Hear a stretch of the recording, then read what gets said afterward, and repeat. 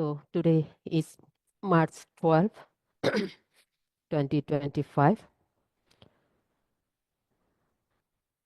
Other 2 days we were discussing about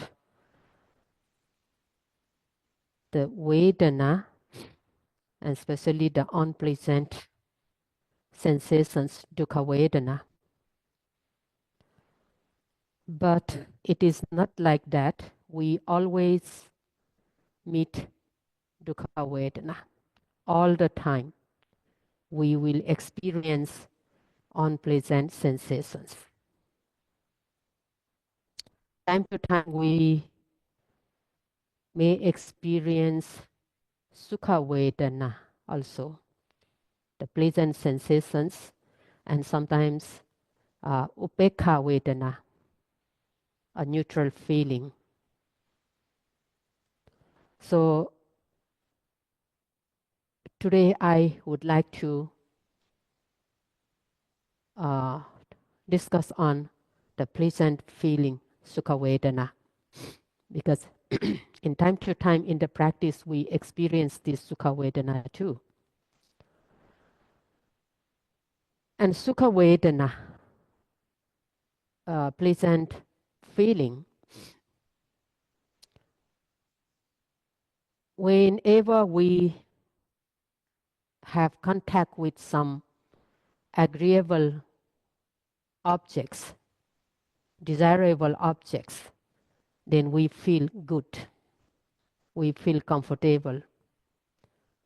So that type of feeling is Sukha Vedana, pleasant feeling, pleasant sensations. For example, when the weather is very hot, and at that time, if the room is air conditioned, then we feel very cool. But when the weather is very cold, freezing, but if we have heater, then we feel very comfortable.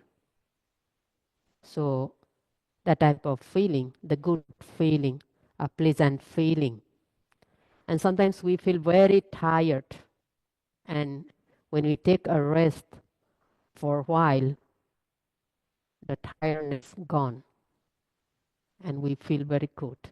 And sometimes when we feel very tired, and sometimes after taking maybe a steam bath, we also feel very comfortable. That type of feeling is also Sukha Vedana. And when we have some illness and later we recover from that illness, then we feel very good. So whenever we come into contact with the desirable objects, agreeable objects, then we feel very good. Good feeling. That is Sukha Vedana. And sometimes in the mind, too, we feel very good, very comfortable. When we happen to meet someone we like, we feel very happy in the mind. When we meet our family, then we feel very happy. And sometimes when we see the things that we want to see, desirable visible objects, when we hear the sounds that we want to hear, we want to listen, then we feel very good. So sometimes when we are imagining, that time also we feel very good. Very good feeling when we are imagining, when we are fantasizing, when we are meeting with someone in our mind, when we are talking with them, then we feel very good. And sometimes in the life, when we succeed, then also we feel very good. So in mentally also, whenever we get something we want, we feel very happy, very good.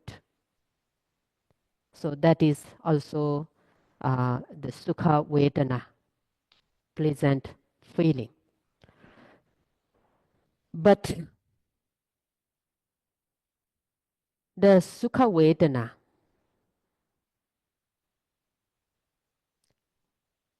we experience is also not permanent. For example, we have a lot of wealth. So we think that, oh, I have everything. Whatever I want, I can get very easily because I am wealthy. And when we think that, oh, I am wealthy, I have everything, whatever I want, I can get. And we feel very happy. But for some reason, if that wealth is no more because of maybe the natural disasters, maybe stolen, then when we lost everything, at that time, we will be suffered a lot. When we have that property, that wealth, we are very happy, we feel very good, we think that there is no suffering. But when we lost all of a sudden, then we feel very suffered. So what we think it is good, it is desirable, it is agreeable, that is not real happiness. That is not real sukha. When it exists, then it is good. But when it does not exist, then it is not good.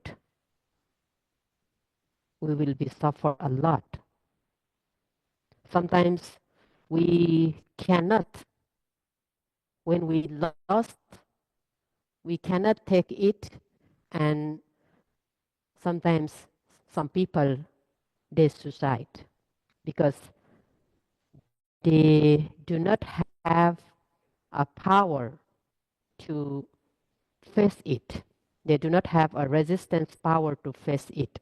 So they sometimes they may suicide.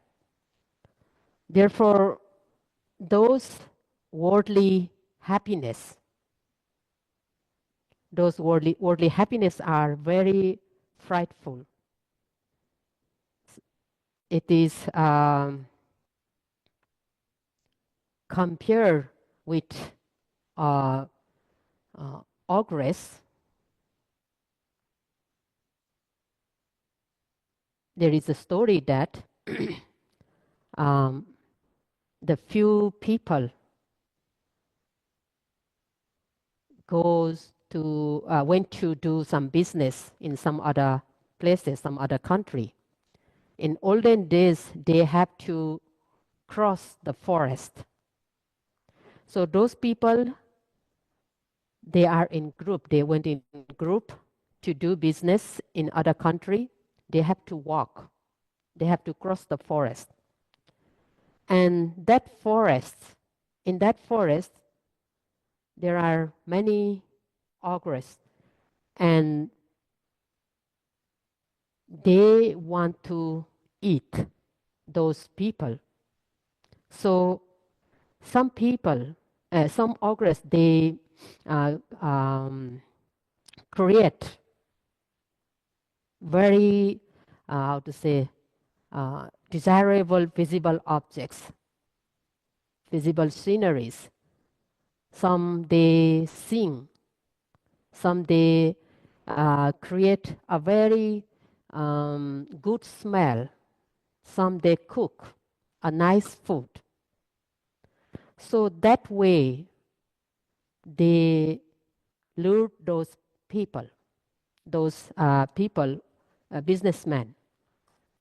And the leader of them remind his fellow uh, businessmen, they don't believe them because this is forest.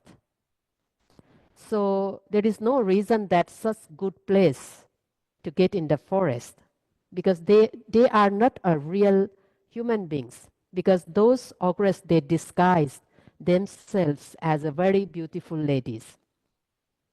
So the leader remind them not to listen to them. But because some are very attracted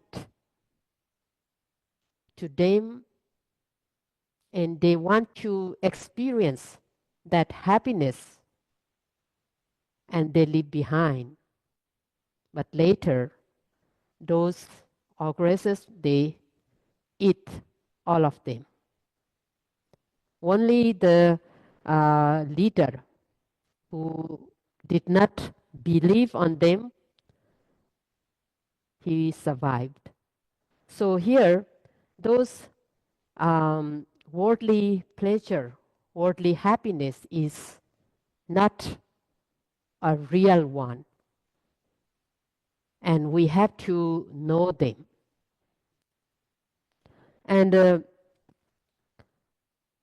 just now we say, though we have a good or happiness with us right now, but we may lost the next time. And we have to accept it, and we should be afraid of it. We should have some fear so that we won't be attached to it. If we have some fear, then we won't be attached to it. Therefore, whenever we have that type of feeling, then we should know them. We should be mindful of those feelings. So, if we are not mindful, if we cannot be mindful of these pleasant feelings, then we may want more and more. We may want more and more. We may not be satisfied that we have right now. We may not be content. We want more and more, and we are looking for more pleasurable things, more sukha vedana. Therefore, in the practice also, sometimes we may have the pleasant feelings. If we are not aware of that, then we become attached to it. So at the beginning of the practice, sometimes we might be thinking, what am I going to experience in the practice? Because some people may heard from others that, oh, when you go for meditation, oh, you will have this and this, you will experience this and that, you will see these types of things. So sometimes some people expect for that. They are expecting for some very nice sceneries, like garden, beautiful mountains. Or sometimes they are expecting to meet even the Buddha while they are doing meditation, some monks. And sometimes they feel that they are paying respect to the monks because they see the monk in front of them. Actually, sometimes they are imagining. And they don't know, and they are quite happy to have that kind of things. Sometimes they don't know that they are imagining. And they are very happy. And they want to see more and more. When they close the eyes, they want to see something in the practice. So, imagination, fantasizing, sometimes we take delight on it. We feel very good when imagining something. We feel very good when fantasizing. We feel very nice. It's very good, very comfortable. So, as soon as we realize we are imagining, we are fantasizing, actually we have to note them immediately. We have to note everything so that we won't lose on that imagination or fantasizing. This is also the object. And if we feel very good, then we have to note it as good, good. If we feel very happy imagining, then we have to note, oh, happy, happy. So everything, whatever occurring at that time, we should note it immediately so that we can see what is that. We can see how it occurs and how it disappears. And sometimes when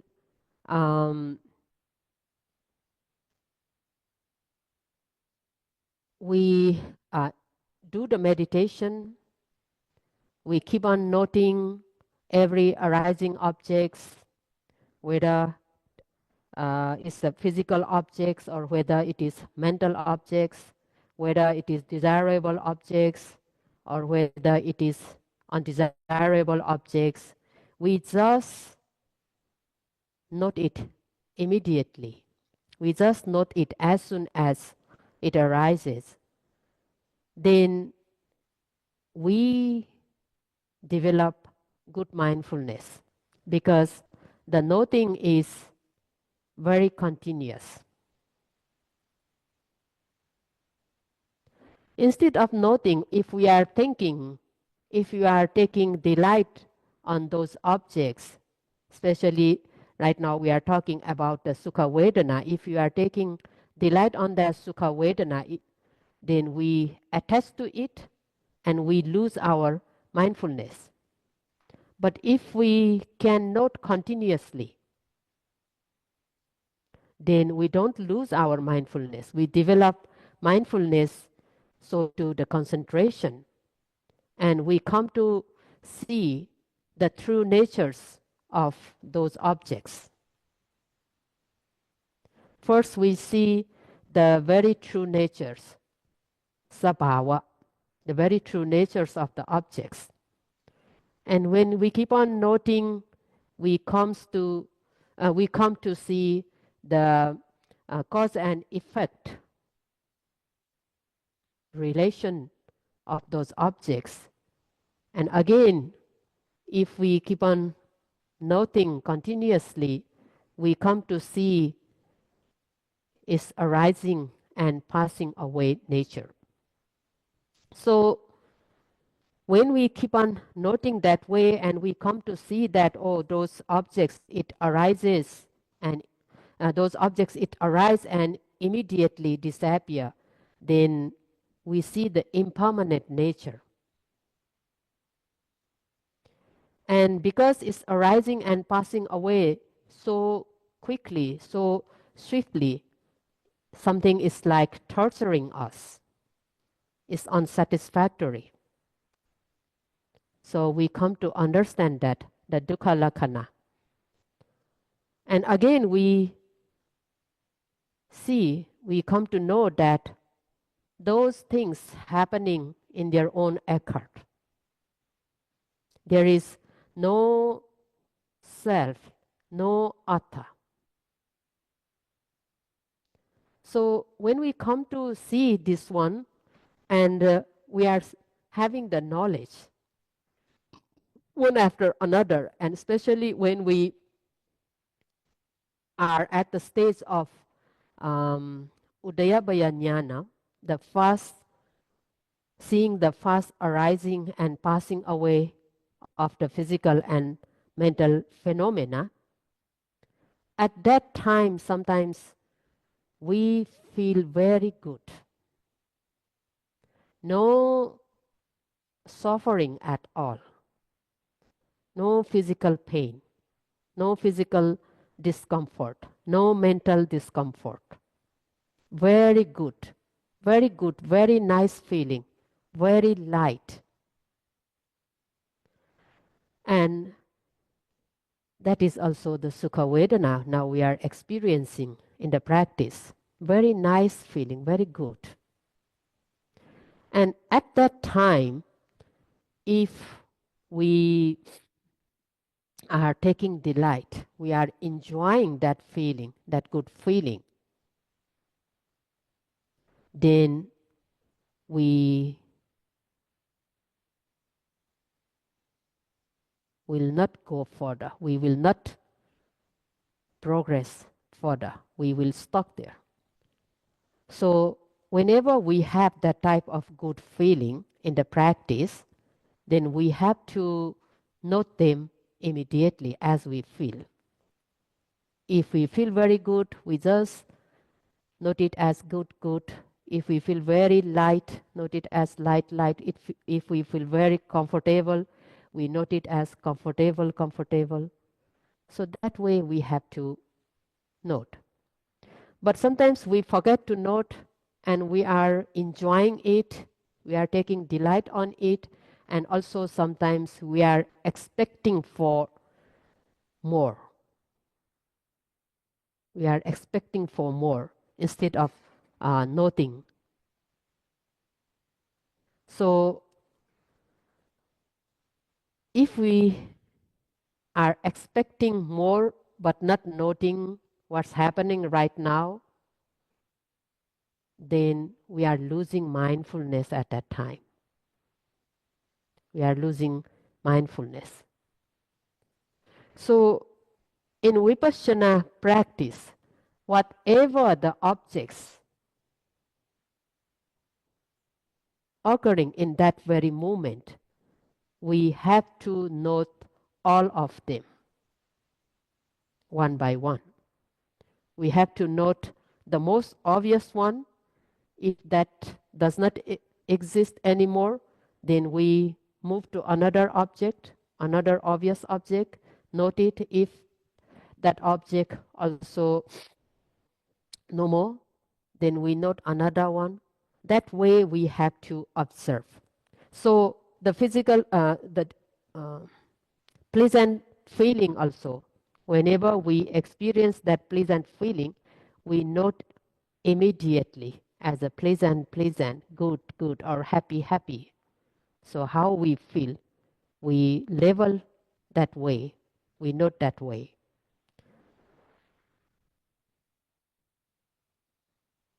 So what happened if we did not note and what happened if we discuss about the unpleasant feelings. When we can note unpleasant feelings, when they occur, the knowledge arises because of that unpleasant feeling. And when we cannot note those unpleasant feelings, defilements arise because of not noting the unpleasant feeling. So same goes to pleasant feeling also. Whenever the pleasant feeling occurs, either in the body or in the mind, we should note it immediately. If we fail to note those pleasant feelings when they occur, then we become attached to it. We crave it more and more. So the craving occurs. We want more and more pleasant feelings.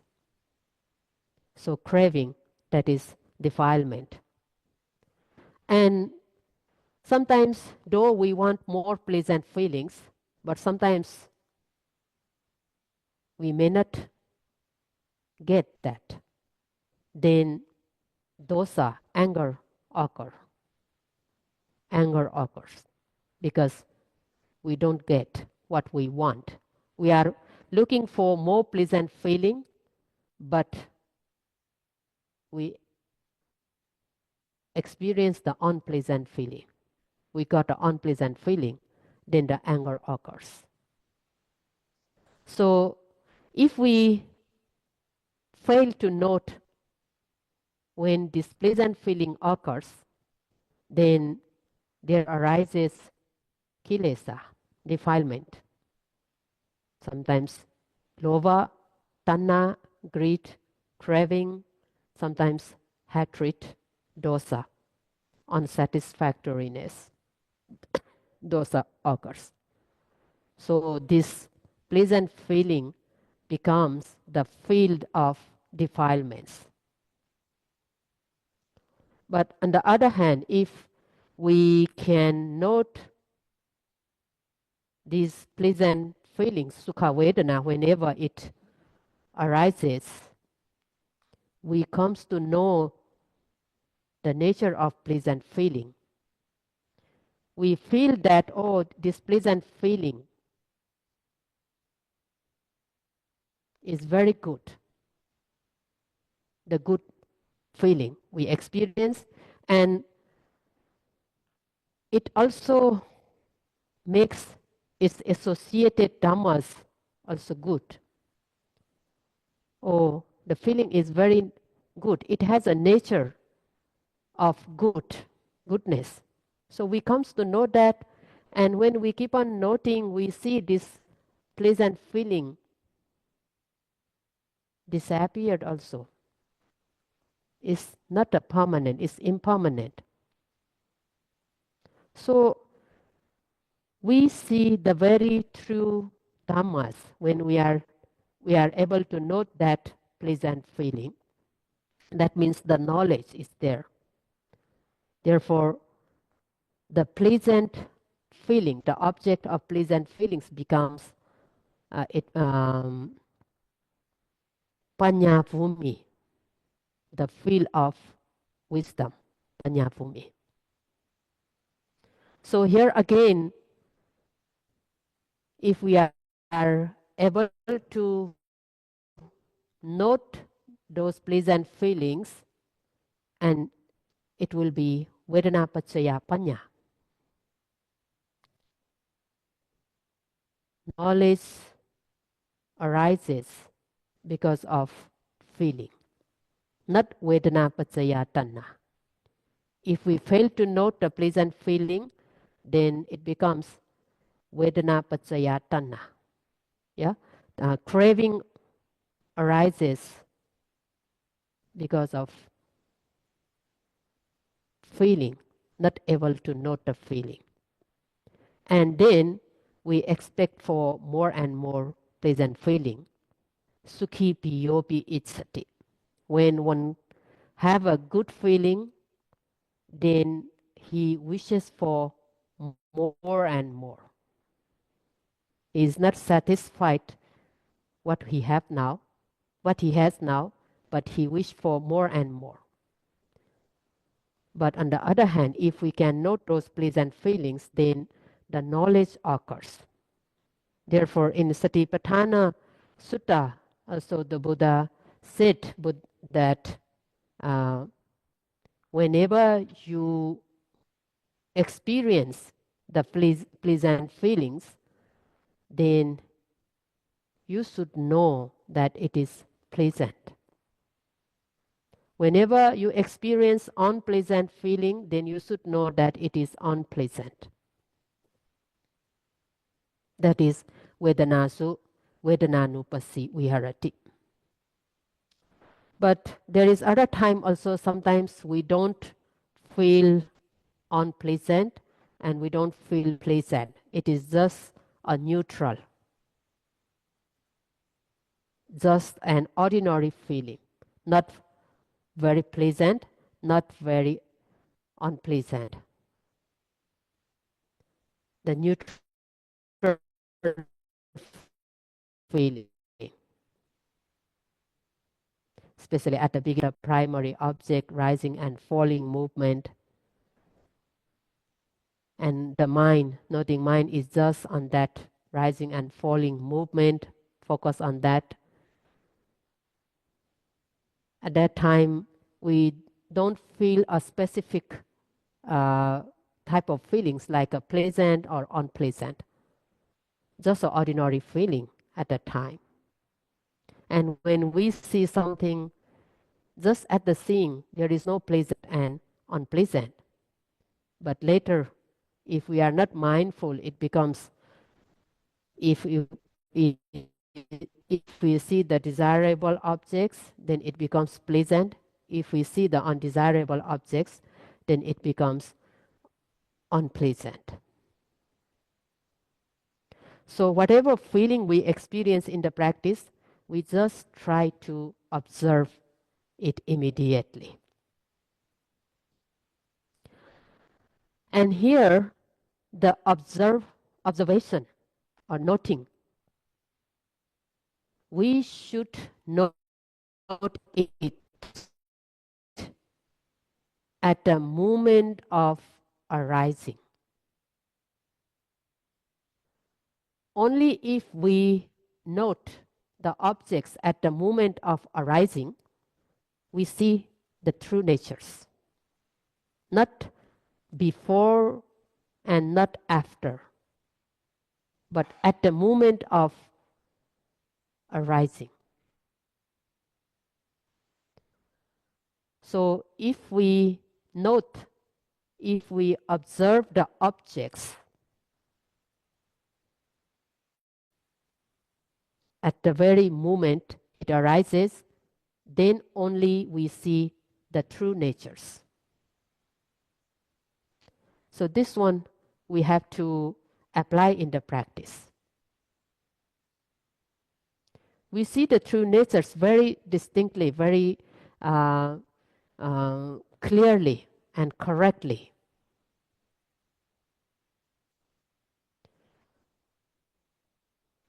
So every arising objects, there are many objects occurring, many objects arising, but whatever the objects arise, if our mind already notice that, mind already on that object, then we note it with full effort and aiming.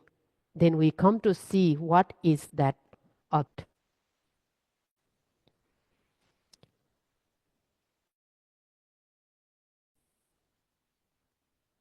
So the pleasant sensations, if we are feeling very pleasant, very calm, very peaceful. So when we feel that peaceful feeling, calm feeling dominant, it's very obvious then we focus on that. We focus on that object immediately and note it as a calm, calm, or peaceful, peaceful, or good, good, how you feel. So we have to note that way so that we will not be attached to it. In meditation, most of the time, at the beginning of the practice, we are noting the primary objects rising and falling, and the mind is focusing on that object very carefully and noting it rising and falling.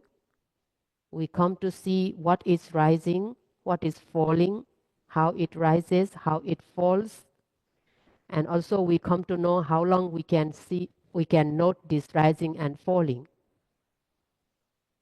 If we are very careful, if our mindfulness and concentration is very good, then we come to know about our mind also, whether the mind can follow that rising and falling movement from the very beginning till the end, or in noting just one rising and one falling movement, the mind trying to wander. We can see many things.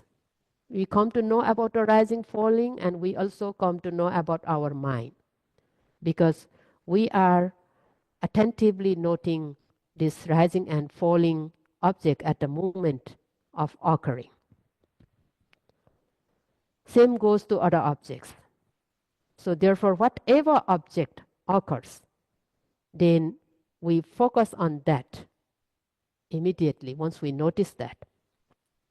And here also in the practice, one more thing we have to be very careful that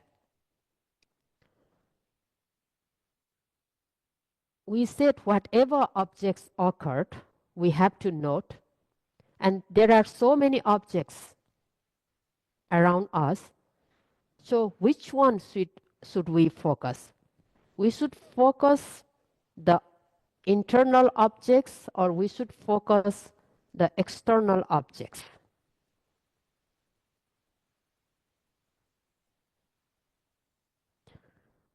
We can note all the objects because all the objects are the objects to be noted.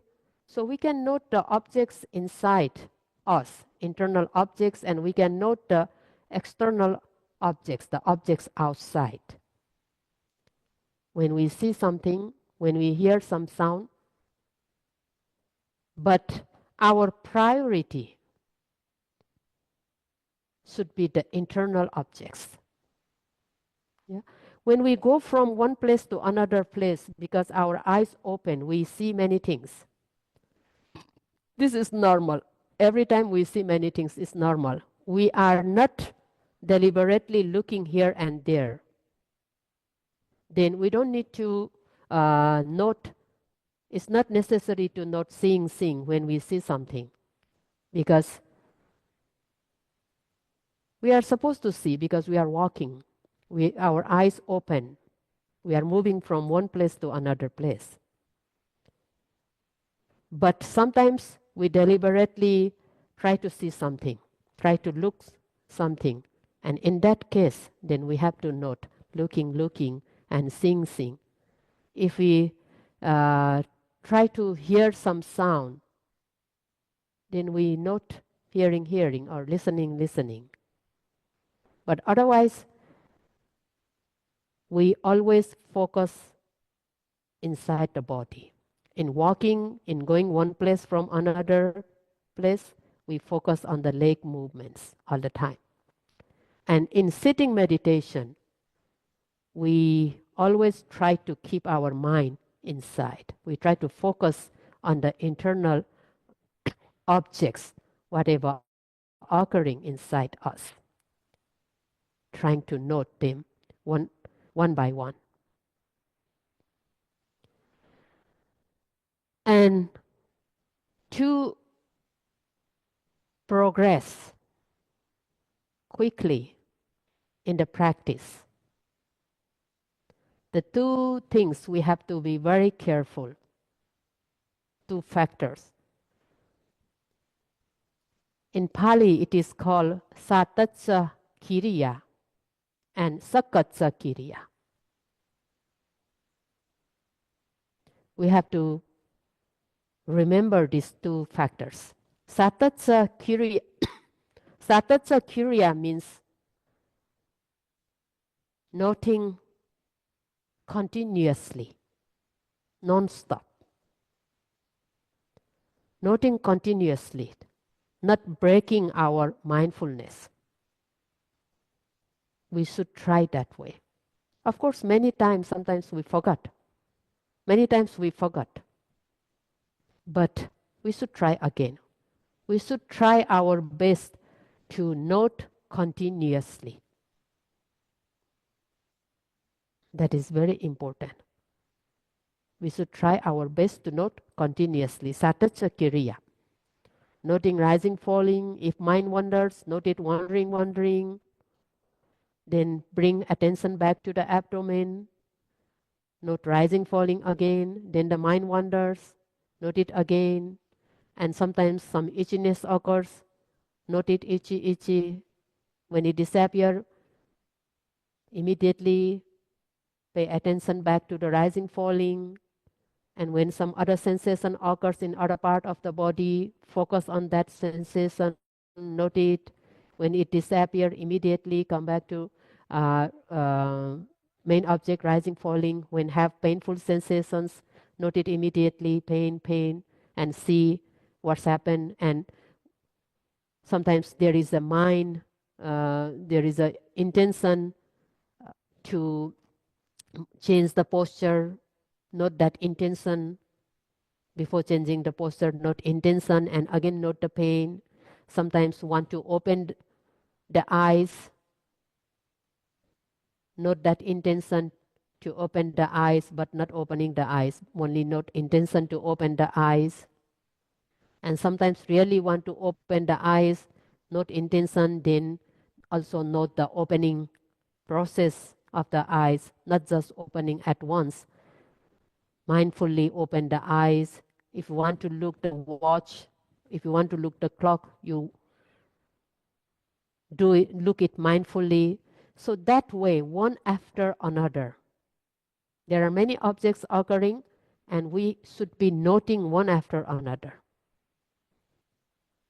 So that continuous noting, satatsa kriya, continually practicing, that is also the very essential factor to progress very quickly. And another one is sakatsa kiriya. Sakatsa kiriya is respectful practice, practicing respectfully. So practicing respectfully means we move slowly. We move slowly. Whatever the movements, the physical movements we do, we have to make slowly, not in fast manner. Only when we move slowly, we see the things more clearly. We see the things clearly.